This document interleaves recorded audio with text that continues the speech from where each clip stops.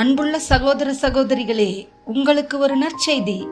நாம் வரவிருக்கும் 2025 ஆண்டு ஜனவரி 1 365 நாட்களுக்கும் 365 தலைப்புகளின் கீழ் வேத வசனங்களை வாசித்து பகிர இருக்கிறோம்.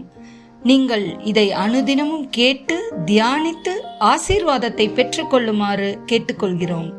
அது மட்டுமல்ல, இதை சப்ஸ்கிரைப் செய்து உங்கள் நண்பர்களிடமும் பகிர்ந்து கொள்ளுமாறு அன்புடன் கேட்டுக்கொள்கிறோம். நன்றி.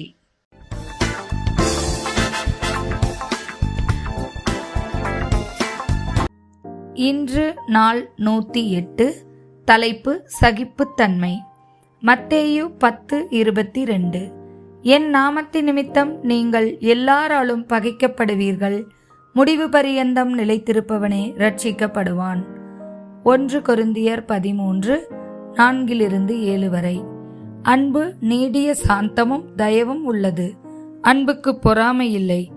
அன்பு தன்னை புகழாது, இருமாப்பாய் இராது, அயோக்கியமானதை செய்யாது, தற்பொழிவை நாடாது, சினமடையாது, தீங்கு நினையாது, அநியாயத்தில் சந்தோஷப்படாமல் சத்தியத்தில் சந்தோஷப்படும், சகலத்தையும் தாங்கும், சகலத்தையும் விசுவாசிக்கும், சகலத்தையும் நம்பும், சகலத்தையும் சகிக்கும். 1 கொரிந்தியர் 15:58.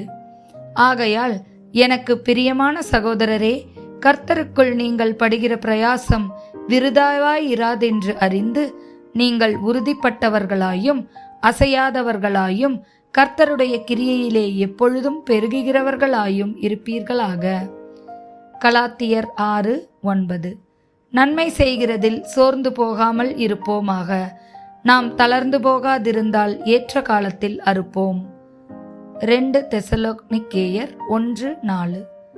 நீங்கள் சகிக்கிற சகல துன்பங்களிலும் உபத்திரவங்களிலும் பொறுமையையும் விசுவாசத்தையும் காண்பிக்கிறது நிமித்தம் உங்களை குறித்து நாங்கள் தேவனுடைய சபைகளில் மேன்மை பாராட்டுகிறோம்.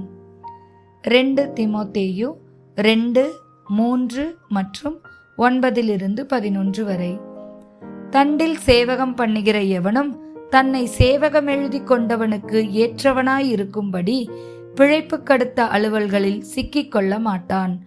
ஆகையால் தெரிந்து கொள்ளப்பட்டவர்கள் கிறிஸ்து இயேசுவினால் உண்டான ரட்சிப்பை நித்திய மகிமையோடே பெற்றுக்கொள்ளும்படி சகலத்தையும் அவர்கள் நிமித்தமாக சகிக்கிறேன். இந்த வார்த்தை உண்மையுள்ளது. என்னவெனில், நாம் அவரோடே கூட மரித்தோமே, ஆனால் அவரோடே கூட பிழைத்தும் இருப்போம். அவரோடு கூட பாடுகளை சகித்தோமானால் அவரோடு கூட ஆளுகையும் செய்வோம். நாம் அவரை மறுதலித்தால் அவரும் நம்மை மறுதலிப்பார். 2 தீமோத்தேயு 4:5-8 வரை. நீயோ எல்லாவற்றிலும் மனத்தெளிவுள்ளவனாயிருந்து தீங்கனுபவி, சுவிசேஷகனுடைய வேலையை செய், உன் ஊழியத்தை நிறைவேற்று. ஏனென்றால் நான் இப்பொழுதே பானபலியாக வார்க்கப்பட்டு போகிறேன். நான் தேகத்தை விட்டு பிரியும் காலம் வந்தது. நல்ல போராட்டத்தை போராடினேன், ஓட்டத்தை முடித்தேன், விசுவாசத்தை காத்துக்கொண்டேன். இது முதல் நீதியின் கிரீடம் எனக்காக வைக்கப்பட்டிருக்கிறது. நீதியுள்ள நியாயாதிபதியாகிய கர்த்தர் அந்நாளிலே அதை எனக்கு தந்தருளுவார். எனக்கு மாத்திரமல்ல, அவர் பிரசன்னமாகுதலை விரும்பும் யாவருக்கும் அதை தந்தருளுவார். எபிரேயர் 3:14. நாம் ஆரம்பத்திலே கொண்ட நம்பிக்கையை முடிவு பரியந்தம் உறுதியாய் பற்றி கொண்டிருப்போமேயாகில் கிறிஸ்துவனிடத்தில் பங்குள்ளவர்களாய் இருப்போம். ஆமேன்.